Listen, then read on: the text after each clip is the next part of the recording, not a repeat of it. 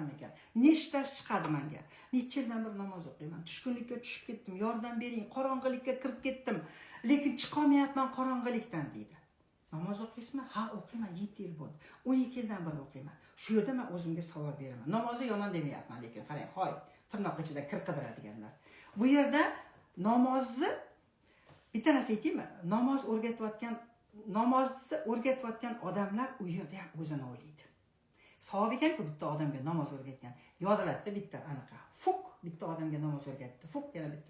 U dunyosini o'ylaydi-da, ishqilib harakatlarni o'rgatib qo'yadi bo'ldi. Ishqilib harakatlarni o'rgatib qo'yadi bo'ldi. Yo'q. Namoz bu sunnat. Namoz nima ekanligini aytib beraymi sizlarga? Zo'r narsa bilaman men. Namoz bu mana qarang.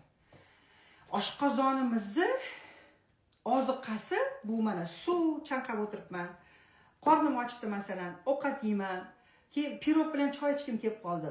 To'ldiraman oshqozonni. Qalbni ozuqasi bu namoz qizlar. Namoz bo'lganda ham bor, voralatib o'qib chiqadigan namoz emas. Nima uchun shuncha yildan beri namoz o'qib, lekin Allohningizni topolmasdan tushkunlikka tushib, qaltirab dirillab menga kelib yordam bering deyapsiz. Nima uchun? Sababi siz qalbingizga oziqa bera olmayapsiz. Nima uchun bir kunda 5 mahal namoz o'qish kerak degan?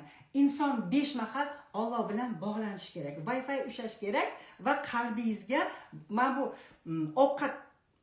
qalbingizga ovqat berishingiz kerak.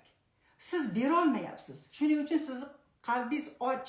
Shuning uchun siz depressiyaga tushib turibsiz. Sizda aloqa yo'q Alloh taolo bilan. Sizni batareyangiz pustoy.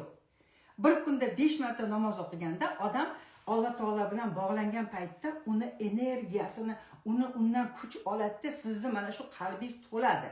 Siz uje kuchga to'lasiz. Kim berdi sizga kuchni? Alloh taolo berdi. Namoz ertalab bomdodda batareykani to'ldirdingizmi, peshingacha mazza qilib yurasiz. Qalbingiz to'la, ovqat berib qo'yasiz qalbingizga. Yomon narsa o'ylamaysiz. Sizni qalbingiz to'q.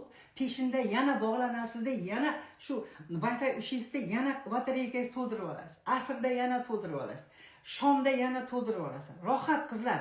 Sizlar o'sha Wi-Fi'ni ushlay olmayapsizlar-da, sizlar qalbingizni to'ldira olmayapsiz.